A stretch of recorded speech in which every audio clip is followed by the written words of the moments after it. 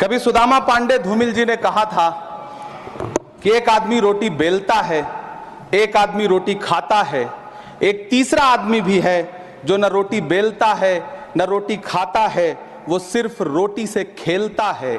वो तीसरा आदमी कौन है? मेरे देश की संसद मौन है। सभापति महोदय, वो भी क्या दिन थे जब संसद में देश का बजट पेश होता था तो देश की सड़कें ठहर जाया करती थीं। रेल बजट पेश होता था तो लोगों की उम्मीदें रेल के डिब्बों की तरह पटरियों पर दौड़ने लगती थीं। पूरा देश धड़कने रोक करके वित्त मंत्री और रेल मंत्री को सुना करता था।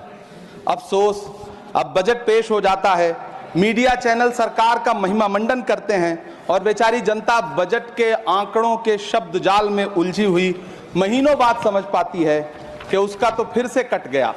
सभापति महोदय, पिछले 2 साल अमृतकालीन बजट पेश किए गए और इस बार एक नई शब्दावली गढ़ी गई है, तुष्टीकरण बनाम संतुष्टीकरण का बजट। सभापति महोदय, सुनने में कितना अलंकारिक लगता है ये शब्द।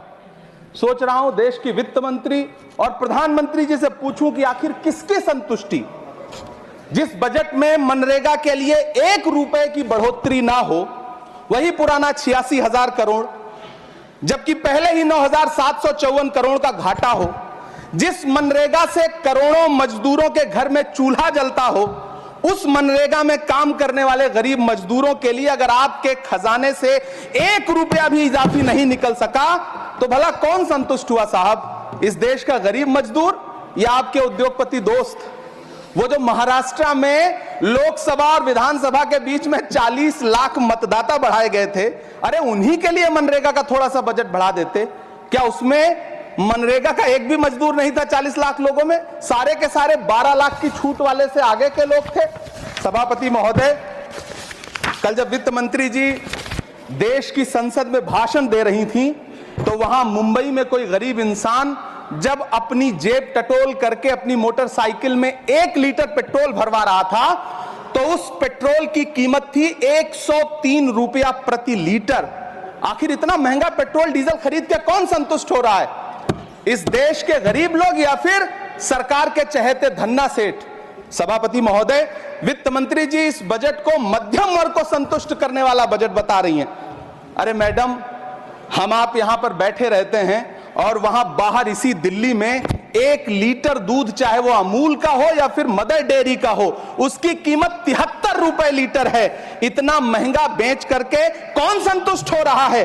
गरीब जनता या आपके धन्ना सेठ दोस्त? सभापति महोदय, इस सरकार का बाजार और महंगाई पर कोई नियंत्रण नहीं रह गया है। चाहे देश में लहसुन 400 रुपए किलो बिक जाए, टमाटर 100 रुपए किलो बिक जाए, प्याज का दाम सुनकर आंखों में आंसू आ जाए, लेकिन वित्त मंत्री महोदया बजट में महंगाई का मां भी नहीं बोलती हैं। बच्चों की किताब और पेंसिल तक पर टैक्स लगाने वाले सरकार से मैं पूछना चाहता हूं कि आप मध्यम वर्ग का हितैषी बताते हैं खुद को, तो शर्म नहीं आती है? खुद को धार्मिक कहने वाली सरकार भगवान श्री कृष्ण के प्रिय खाद्य पदार्थों दही और मक्खन तक पर जीएसटी लगाती है और बात करती है मध्यम वर्ग की हिमायती होने की। जिंदा रहते हुए जनता से हर चीज पर टैक्स वसूलने वाली यह सरकार कम से कम मरने पर तो लोगों को बख्श देती, लेकिन नहीं, वहां भी लूटना है। अंतिम संस्कार के सामान, अगरबत्ती, धूप बत्ती, केवड़ा जल, चंदन पाउडर, जौ, बताशा, काला तिल, पंचरत्न, कपूर और कफन तक पर टैक्स लेने वाली यह सरकार किस मुंह से खुद को मध्यम वर्ग का हितैषी बताती है? कौन सी संतुष्टि? किसकी संतुष्टि? कदम कदम पर टैक्स देकर लुटने वाली जनता की, या फिर जनता से टैक्स वसूल करके धन्ना सेठों का खजाना भरने वाली सरकार की? किसकी संतुष्टि? सभापति महोदय, 18 अगस्त 2015 आरा का बिहार का ऐतिहासिक मैदान, सजा हुआ मंच, हजारों की भीड़ और सामने खड़े हुए देश के प्रधानमंत्री का भाषण। बिहार के भाइयों बहनों, आज मैं बिहार के लिए पैकेज की घोषणा कर रहा हूं। 50,000 करोड़ कर दूं कि ज्यादा कर दूं? अखिलेश भाई, 60,000 करोड़ कर दूं कि ज्यादा कर दूं? 70,000 करोड़ कर दूं कि ज्यादा कर दूं? 80,000 करोड़ कर दूं कि ज्यादा कर दूं? चलो, मैं बिहार को 1.25 लाख करोड़ का पैकेज दे रहा हूं। 10 साल हो गए सभापति महोदय, वही ढाक के 3 पात। बिहार आज भी विकास की बाट जोह रहा है। भाषण आज भी प्रधानमंत्री जी के YouTube चैनल पर सुना जा सकता है। जो झूठ बोल के करता है मुतमईन सबको, वो झूठ बोल के खुद मुतमईन नहीं होता। सभापति महोदय, ये तो राहुल जी का असर है। कौन सा शब्द सर, कौन सा शब्द? झूठ। ठीक है सर, मिथ्या बोल करके, जो मिथ्या बोल के करता है मुतमईन सबको, वो मिथ्या बोल के खुद मुतमईन नहीं होता। ये राहुल जी का असर है। जो मखाना बोर्ड की घोषणा हुई, अखिलेश जी आपको याद होगा, भारत जोड़ो न्याय यात्रा में 30 जनवरी 2024 को बिहार के रंगभूमि मैदान में राहुल गांधी जी का पूर्णिया में भाषण था और उसमें मखाना को लेकर उन्होंने आवाज उठाई थी। यह उनका असर है कि आपको मखाना बोर्ड बनाना पड़ा, वरना तो आप मैखाना बोर्ड बनाने वाले लोग हैं। सभापति महोदय, बिहार को झूठे पैकेज और चुनावी दिलासे देना बंद करिए। आज भी जब कोसी में बाढ़ आती है तो पूरा सीमांचल बर्बाद हो जाता है। मैंने उस तबाही को अपनी आंखों से देखा है। 2016-17 की बाढ़ में अपने इन्हीं हाथों से राहत सामग्री बांटी है मैंने। अगर सच में बिहार के लिए कुछ करना चाहते हैं तो बिहार को बाढ़ से बचाने का प्रबंध करिए। पूर्णिया एयरपोर्ट 10 साल से बाट जो रहा है, घोषणा 2014 में हुई, बन के आज तक तैयार नहीं हुआ। अलीगढ़ मुस्लिम विश्वविद्यालय का किशनगंज सेंटर बजट के अभाव में दम तोड़ता जा रहा है। मैंने पिछले बजट सत्र में भी आवाज उठाई थी। आज फिर वित्त मंत्री जी से अनुरोध करना चाहता हूं, दामन फैला करके, कि अलीगढ़ मुस्लिम विश्वविद्यालय का किशनगंज सेंटर बन जाने दीजिए। आखिर कौन सी नफरत है? यह मुल्क हमारा भी है, इस मुल्क की मिट्टी में हमारा भी खून पसीना शामिल है। हमसे इतनी भी क्या नफरत? रिश्तों की ये नाजुक डोरें तोड़ी थोड़ी जाती हैं, अपनी आंखें दुखती हो तो फोड़ी थोड़ी जाती हैं। सभापति महोदय, अल्पसंख्यक मंत्रालय का बजट काटकर मौलाना आजाद नेशनल फेलोशिप बंद कर देना, प्री मैट्रिक स्कॉलरशिप बंद कर देना, नई मंजिल योजना बंद करना, धरोहर योजना बंद करना। 2024-25 के बजट में माइनॉरिटी मिनिस्ट्री के लिए 3183 करोड़ रुपए की घोषणा हुई, लेकिन देश को हैरत होगी कि बाद में समीक्षा करके लगभग आधा कर दिया गया, 1868 करोड़ रुपए। मुझे सरकार से पूछना है कि कौन संतुष्ट हुआ? इस देश का अल्पसंख्यक संतुष्ट हुआ है या आप संतुष्ट हुए? किसका संतुष्टिकरण? सभापति महोदय, मैं प्रधानमंत्री जी से कहना चाहता हूं कि आप ही ने 1 मार्च 2018 को किंग अब्दुल्ला को, जॉर्डन के किंग अब्दुल्ला को मेहमान बना करके इसी दिल्ली में एक कॉन्फ्रेंस में कहा था कि मैं मुसलमानों के एक हाथ में कंप्यूटर और दूसरे हाथ में कुरान देना चाहता हूं। कंप्यूटर देने की बात तो छोड़िए, पढ़ाई के लिए जो स्कॉलरशिप मिल रही थी उसको भी छीन लिया आपने। किसको संतुष्ट करने के लिए? हम समझते हैं इस साजिश को। आप माइनॉरिटी मिनिस्ट्री का बजट काटते काटते एक दिन मिनिस्ट्री को ही बंद कर देना चाहते हैं। वो जहर देता तो सबकी नजर में आ जाता, सो ये किया कि हमें वक्त पर दवाएं न दी। सभापति महोदय, मैं तो वित्त मंत्री जी से पूछना चाहता हूं आपके माध्यम से कि शायद आपको पता ही नहीं है कि गृहस्थी चलाने वाली एक गृहिणी की मुश्किलें क्या क्या होती हैं। आपने कभी सोचा भी नहीं होगा कि जब वो किचन में सब्जी बनाने के लिए कढ़ाई में तेल डालती है तो उसके साथ उसके आंसू भी गिरते हैं। सभापति महोदय, शायद उन्हें पता भी ना हो कि एक छोटी सी गाड़ी और एक छोटे से फ्लैट का EMI भरने के बाद इस देश का एक गरीब इंसान जब अपने बच्चों की फीस भरने के बारे में सोचता है तो उसे कितनी खुशियों का गला घोंटना पड़ता है। शायद उनको पता भी नहीं है कि फसल बेच करके बिटिया की शादी का सपना सजाने वाला किसान जब अपनी फसल बर्बाद देखता है तो कितनी रातें सो भी नहीं पाता है। सभापति महोदय, शायद वो कभी इस पीड़ा को समझ ही नहीं पाएंगी कि परिवार के किसी एक सदस्य को कैंसर जैसी बीमारी हो जाए तो घर और जमीनें गिरवी रख उठती हैं लेकिन इलाज नहीं हो पाता। सभापति महोदय, इसी देश की संसद में कभी स्वर्गीय सुषमा स्वराज जी ने कहा था कि जब देश की करेंसी गिरती है तब देश की प्रतिष्ठा गिरती है। एक तरफ कोलंबिया जैसा छोटा सा देश और उसके प्रधानमंत्री गुस्तावो पेत्रो खड़े हैं जो कोलंबिया के नागरिकों को हथकड़ी लगाकर लाने वाले जहाज को अमेरिका बैरंग वापस लौटा दे रहे हैं, और दूसरी तरफ हमारे प्रधानमंत्री जी खड़े हैं जो बेड़ी और हथकड़ी लगा करके लाए गए बेटों के अपमान पर एक शब्द नहीं बोल रहे। सभापति महोदय, मैं इतिहास के पन्ने पलट रहा हूं, मुझे 2 किरदार याद आ रहे हैं। एक तरफ निक्सन के 7वें बेड़े की धमकियों के सामने लोहे की तरह अडिग इंदिरा गांधी खड़ी हैं, तो दूसरी तरफ खुद ही नमस्ते ट्रंप का नारा लगाते हुए प्रधानमंत्री जी खड़े हैं। मेरे कानों में सुषमा स्वराज जी की आवाज गूंज रही है। बहुत कम बोलने वाले डॉक्टर मनमोहन सिंह ने बहुत ज्यादा बोलने वाले प्रधानमंत्री जी को जब देश की बागडोर सौंपी थी तो $1.58 का था, आज 85 से 87 के बीच में झूल रहा है। इन दिनों रुपए की अहमियत गिरती है तो न तो देश की प्रतिष्ठा गिरती है ना प्रधानमंत्री की गरिमा, जिस देश में 80 करोड़ लोगों को 5 किलो राशन के लिए कतारों में लगना पड़ता हो, उस देश में यह सरकार 12 लाख तक के टैक्स न लेने के लिए अपनी पीठ थपथपा रही है।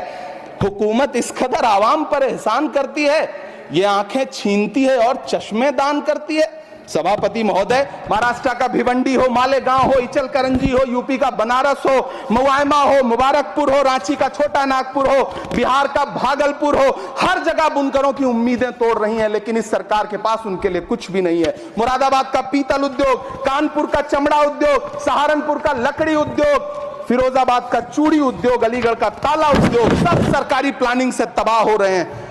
इन तमाम के बीच सरकारी सपोर्ट से बस एक उद्योग फल फूल रहा है, नोएडा का नफरत उद्योग। सभापति महोदय, जिस देश में 40 से 45% मेडिकल फैकल्टी की सीट खाली हो, वहां बजट में 75,000 नए मेडिकल सीट्स का ऐलान हो रहा है। सरकार बहादुर, कम से कम इस देश के पढ़े लिखे युवाओं को तो मूर्ख समझना बंद करिए। वो अब तिजारती पहलू निकाल लेता है। पहले 7500 मेडिकल सीट्स बाद में बनाइएगा, पहले जो एम्स में 2161 पद खाली पड़े हैं उनको तो भर दीजिए। वो अब तिजारती पहलू निकाल लेता है, मैं कुछ कहूं तो तराजू निकाल लेता है। मैं इसलिए भी तेरे फन की कद्र करता हूं तो झूठ बोल के आंसू निकाल लेता है। सभापति महोदय, फिर झूठ आया है, मैं उसे मिथ्या कर दे रहा हूं। शायरी में बार बार आ जाता है, क्या करूं महोदय। काश ये बजट, सभापति महोदय, वो एक शब्द मैं मिथ्या कर दे रहा हूं सर, वो एक शब्द को हटा दीजिए। ध्यान रखें, ऐसे जो भी शब्द होंगे आपके वहां। सभापति महोदय, काश ये बजट बीपीएससी के पेपर लीक की शिकायत करने वाले नौजवानों पर बरसती हुई पुलिस के लाठियों पे, जख्मों पर मरहम लगा पाता। सभापति महोदय, पिछले 80 दिन से 70 साल का एक बुजुर्ग एमएसपी की लीगल गारंटी मांगता हुआ आमरण अनशन पे बैठा हुआ है। काश ये बजट किसान नेता जगजीत डल्लेवाल की टूटती हुई सांसों की पीड़ा सुन पाता। काश ये बजट प्रतियोगी परीक्षाओं की तैयारी के लिए दिल्ली, कोटा, पटना, अहमदाबाद जैसे शहरों में, इलाहाबाद जैसे शहरों में किताबों के साथ गल रहे युवाओं के सपनों को जिंदगी दे पाता। काश ये बजट वंदे भारत के सुनहरे विजुअल के बजाय देश की गरीब जनता को कुछ और पैसेंजर ट्रेनें दे पाता। काश ये बजट सीनियर सिटीजन को ट्रेन टिकटों में मिलने वाली रियायतें वापस लौटा पाता, जिनको सरकार ने कोविड के नाम पे छीन लिया था। काश ये बजट किसानों की राह में कीले नहीं बल्कि कालीन बिछाने वाला बन पाता। काश ये बजट सरकारी मालिकों को यह समझा पाता कि नेहरू को कोसने से अर्थव्यवस्था नहीं सुधरेगी, उसके लिए डॉक्टर मनमोहन सिंह साहब की अर्थ नीति अपनानी पड़ेगी। पिछले 11 साल से नेहरू जी को कोस रहे हैं, आखिर कब तक कोसिएगा? थोड़ा पंडित नेहरू जी के बारे में पढ़िए, तब पता चले कि पंडित नेहरू की शख्सियत का नाम है। दुनिया का पहला ऐसा राजनेता जिसने अपनी जिंदगी की आजादी के लिए, देश की आजादी के लिए 3259 दिन अंग्रेजों की जेल में बिताए। पंडित नेहरू एक ऐसे महान शख्स जिनके पिता पंडित मोतीलाल नेहरू, जिनकी बहन विजय लक्ष्मी पंडित, जिनके बहनोई पंडित रंजीत सीताराम, जिनकी बेटी इंदिरा गांधी, जिनके दामाद फिरोज गांधी, सब ने अंग्रेजों से लड़ते हुए स्वतंत्रता आंदोलन में जेल काटी। आप किस मुंह से उनकी लकीर छोटी करने की बात करते हैं? नहीं कर पाइएगा, 7 जन्मों में नहीं कर पाइएगा, क्योंकि जिस्म की मौत कोई मौत नहीं होती है। जिस्म मिट जाने से इंसान नहीं मर जाते, धड़कने रुकने से अरमान नहीं मर जाते, सांसें थम जाने से ऐलान नहीं मर जाते। जिस्म की मौत कोई मौत नहीं होती है। सभापति महोदय, मैं आपके सामने खड़ा होकर के एक बहुत छोटी सी कहानी सुनाना चाहता हूं कि महान बादशाह सिकंदर ने जब यूनान फतेह किया तो जीत का जश्न मनाने के लिए शहर की सड़कों पर निकला, तो उसने देखा कि पूरा शहर तो जश्न मना रहा है, एक फकीर सड़क के किनारे चादर तान के सो रहा है। सिकंदर को गुस्सा आया, घोड़े से उतरा, उस फकीर के पास गया और उसे सोता देख करके उसे जोर की एक लात मारी और लात मार के कहा कि क्यों रे फकीर, मैंने यूनान फतेह कर लिया, लोग जश्न मना रहे हैं और तू सो रहा है। उस फकीर ने उन्नीदी आंखों से सिकंदर को देखा और देख करके कहा कि शहर जीतना बादशाहों का काम है, लेकिन लात मारना तो गधे का काम है। सभापति महोदय, गरीब जनता को लात मारना बंद करिए। यह अमीरों के लिए बनाया गया बजट है, यह निराशाजनक बजट है। हम अमृतकाल सुनते आ रहे थे, यह अमृतकाल इतनी जल्दी समाप्त हो गया कि अब अमृत काल का कोई नाम तक नहीं लेना चाहता है। इसलिए मैं इस सदन में खड़ा होकर के देश की वित्त मंत्री महोदया से कहना चाहता हूं कि आपने अल्पसंख्यकों के बजट में जो कटौती की है उसको बहाल करिए। आपने मनरेगा को जो स्थिर रखा है उसका घाटा 9,754 करोड़ है, कम से कम उतना बढ़ा करके फिर से उसे बहाल करिए। नौजवानों के लिए रोजगार दीजिए, किसानों को एमएसपी की लीगल गारंटी दीजिए। यही मैं आपसे अपील कर रहा हूं। धन्यवाद सर, आपने इतना जो समय दिया उसके लिए शुक्रिया।